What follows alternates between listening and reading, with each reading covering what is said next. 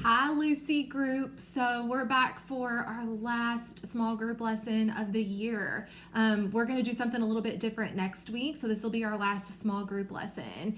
So we're going to do things kind of the same like we've done before. I know the last couple of weeks we've done the analogy charts with the T chart, but we're going to go back to doing a making words lesson today.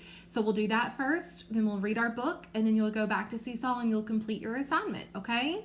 So let's get started. Okay, so just like we've done before, I want you all to make sure that you have these letters ready to go for our making words lesson. So remember, you can write them out and tear the paper apart. You can use magnetic letters, whatever you have to use, but go ahead and make sure you have these letters ready to go. All right, so let's get started with our last making words lesson that we're gonna do. I'm so sad about it, but I know you guys are gonna do awesome. So go ahead and make sure all of your letters are ready to go out in front of you. And remember, don't move the letters until I snap, okay? That way it gives you time to think about what letter sounds you hear and what letters you think are going to go in that word. And remember, the most important reason of why we're doing making words is because it helps us with our letter sounds and our letters. It helps us hear those hunks and chunks in a word and patterns in a word. And it helps us learn how we can take small words and we can move letters around, add letters to it, and make even bigger words or totally different words out of that word. So let's go ahead and get started. So remember, we're going to start out small and then we'll get bigger. So our first word has two letters in it. Our first word is no. Like the opposite of yes is no. Everybody say no. All right, go ahead and see if you can make the word no.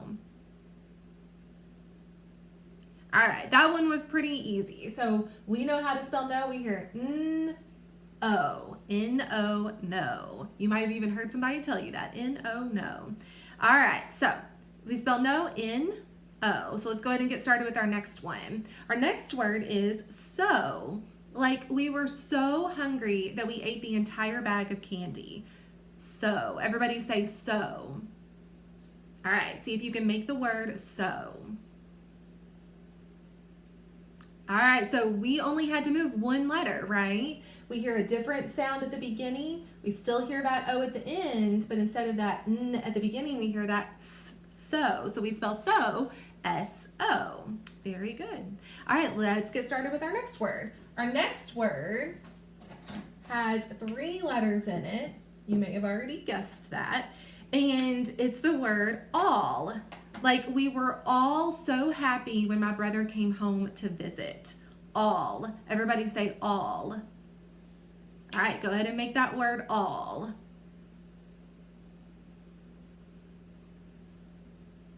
All right, so I don't know about you, but I hear a hunk and chunk with that word. The entire word is a hunk and chunk that we practice, right? A-L-L, A-L-L, all, kick that ball, right? So I know that my whole word is going to be that hunk and chunk. A-L-L, A-L-L, all, spike that ball. Good job. So go ahead and make sure you have that A-L-L, and we'll move on to the next word. All right, our next word is saw. Like I saw all of your hard work on Seesaw. Saw. All right, go ahead. Everybody say the word saw. All right, now go ahead and make the word saw. And I think I forgot to tell you too that there's three letters in that word. All right, so if we stretch out the word saw, I hear S at the beginning. I hear that S sound. And then I hear a hunk and chunk after that. What hunk and chunk do you hear? All, saw. I hear A-W, right? A-W, all, right? And we may have not gotten to that hunk and chunk, actually, now that I think about it. That might have been one that we had not gotten to yet before we left. But that is a hunk and chunk. That A-W says all. So we spell saw, S-A-W. All right. Our next word has three letters in it, and it's the word law. Law, like it is against the law to litter. Law. Everybody say law. All right, go ahead and make that word law. All right, so that one was pretty quick too because we still hear that hunk and chunk AW at the end. We just hear a different beginning sound. We hear that L sound, that L sound. So we spell law, L-A-W. Good job. All right, our next word has 3 letters in it, and it's the word low. Low, like the opposite of high is low. Everybody say low. All right, see if you can move those letters around to make the word low.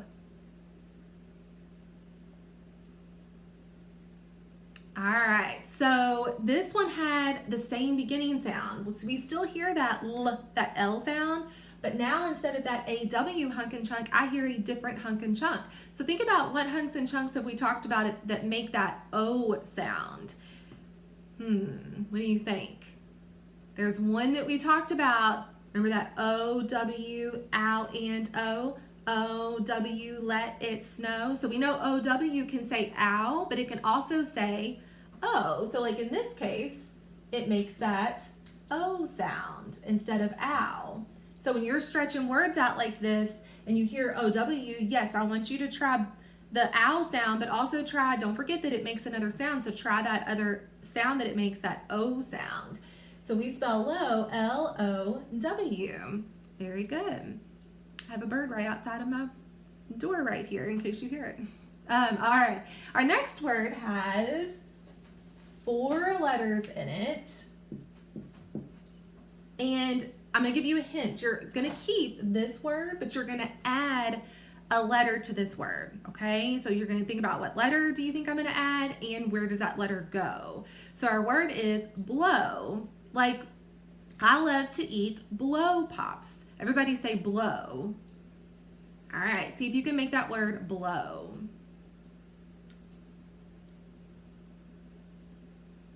All right, so I don't know about you, but I hear that blend at the beginning. So we still have that low part of our word, but now we have that B sound at the beginning. Bl, bl, that BL blend where we blend those sounds together.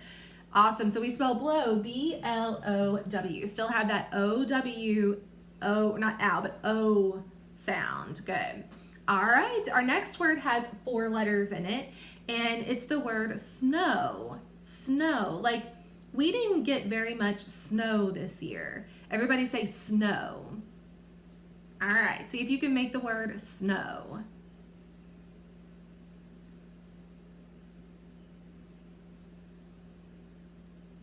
All right, so let's take a look. So I still hear that O-W sound, but I hear a totally different blend at the beginning. I hear sn, sn.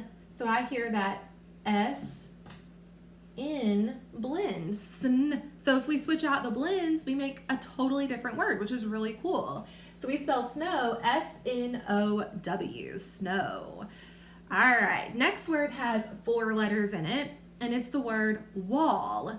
Wall. Like, my dad helped me hang a picture on the wall. Everybody say wall. All right, see if you can move those letters around to make the word wall.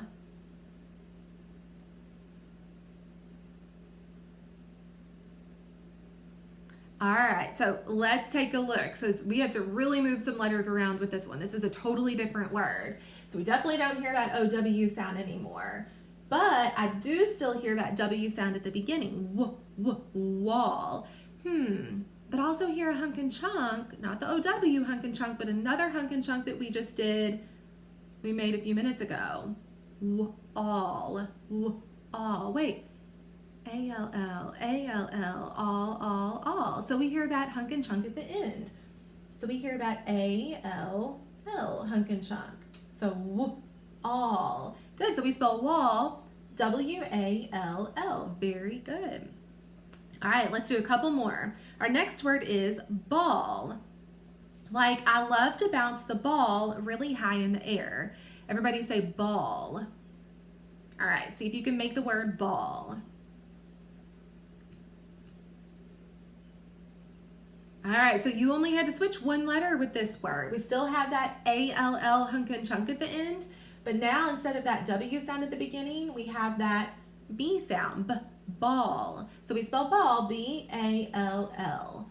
I bet that's why in our hunk and chunk we talk about kicking a ball or spiking a ball, because that's how you spell ball, is with that A-L-L, hunk and chunk. Very cool. All right. So you might have already been thinking about it. Think about, what do you think our mystery word is? Because it's going to have all 8 letters in it. So what do you think? What do you think our mystery word is? All right, if you guessed snowball, then you are correct. So our mystery word is snowball. Like the elf made a snowball and threw it at Rudolph. Everybody say snowball. All right, see if you can make that word snowball.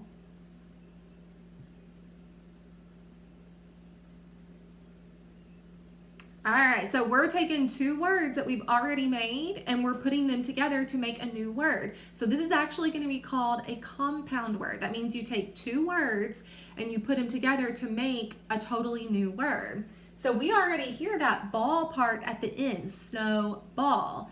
So we just have to spell out the word snow, which we actually just did a few minutes ago. So if I think back, I remember I had that O-W, hunk and chunk, and sn-o. I had that O sound right here. And then I remember I also had that blend, that sn, the S-N blend, sn. So now I have the word snow and the word ball, and when you put them together, it makes the word snowball. That's called a compound word. Very good. So we spell snowball S-N-O-W-B-A-L-L. Great job, you guys. I hope you enjoyed doing making words. I think it's a really fun way to practice our hunks and chunks and practice how to spell words. You guys have done fantastic with it all year long. I'm sure you've done a great job at home, just like you did at school. I'm so proud of you. So now let's move on to our last book that we're going to read together.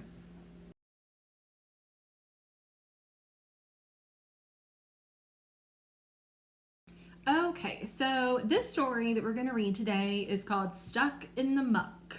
And muck is just like another word for something ooey and gooey, kind of like mud, which I think, based on the picture, is what they're probably going to be getting stuck in.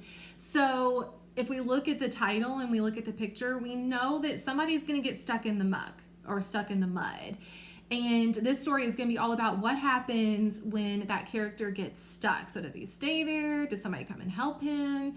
And then what I want you to be thinking about as you read is what is happening in the story. Because when we get finished, you're going to go back and you've done this one before, but it's really important to be able to retell the story.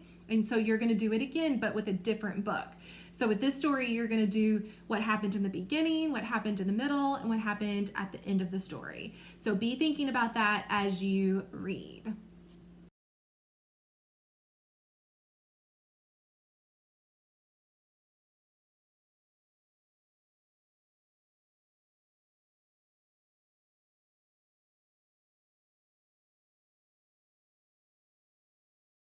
Okay, so if you remember last week, we talked a little bit about making sure that we don't put words in the text that aren't there and that we don't leave out words that are there. That's really important, and that's like the first thing that I want you to make sure that you pay attention to. Remember, fluency comes second. That's after you have figured out the words and you are reading the words correctly. The most important thing is that you are reading the words correctly. So I'm going to give you a little example. On this page, on page 2, I'm going to read that page, and I want you to see, just like we did last week, can you tell where I make the mistakes? What doesn't sound right and what doesn't look right? So see if you can tell. One really hot day, little Duck went to the pond. To his surprise, the water was brown. Even brown water will be cool on such a hot day, he said. So did I read with fluency? Yes, I didn't read too fast, I didn't read too slow, and I used expression in my voice. But because I was so worried about my fluency, I messed up on a couple of parts. Did you pick up on where I messed up? The first one was I said, one really hot day. Well, I'm looking at the text and I don't see the word really in there, even though it makes sense to say that. It doesn't look right because the word really is not even there. I should have said one hot day. So that was one mistake that I made. The other mistake was towards the end where I said, even brown water will be cool on such a hot day. Does that make sense, on such a hot day? That does not make sense. So what I should have done is stopped, gone back and made sure that I read that correctly. I don't want to be so worried about my fluency that I mess up on actually reading the word correctly. So always make sure that it looks right and that it makes sense, okay? And don't put in words that aren't there, and don't leave out words that are there, okay? Always make sure you pay attention to that.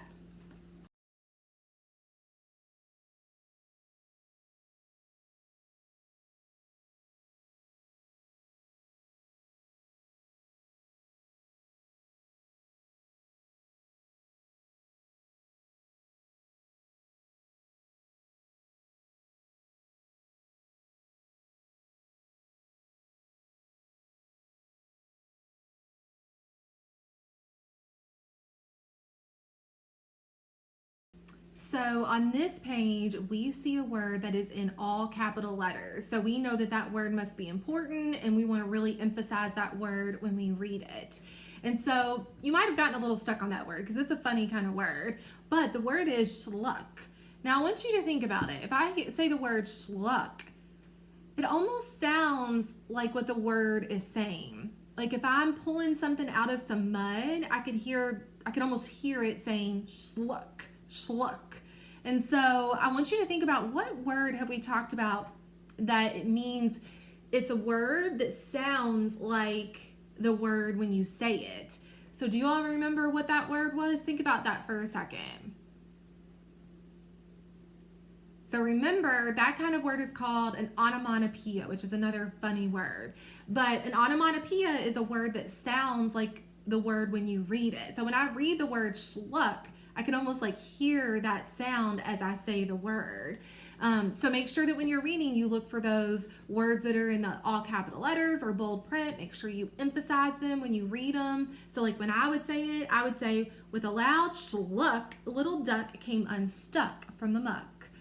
So I kind of put a little emphasis on that word. And don't forget, it's an onomatopoeia because it sounds like the word when you read it.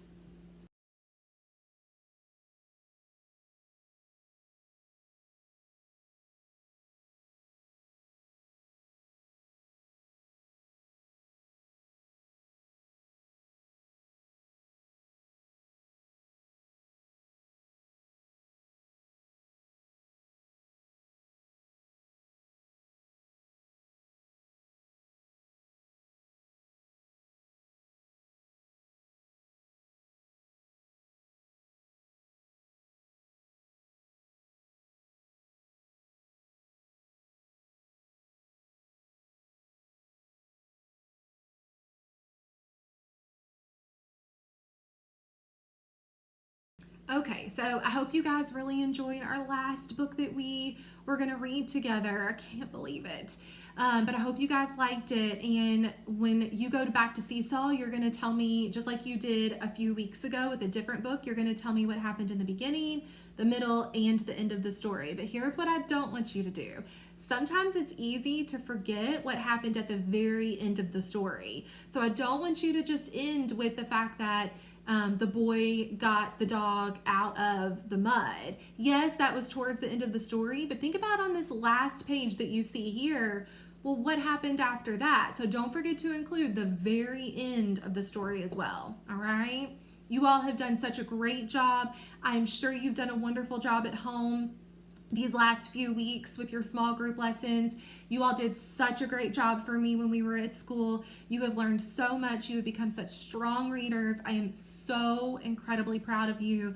And I want you to just keep it up through the summer and into second grade next year, because you guys can do it. You rock, okay? All right. Thanks for reading with me.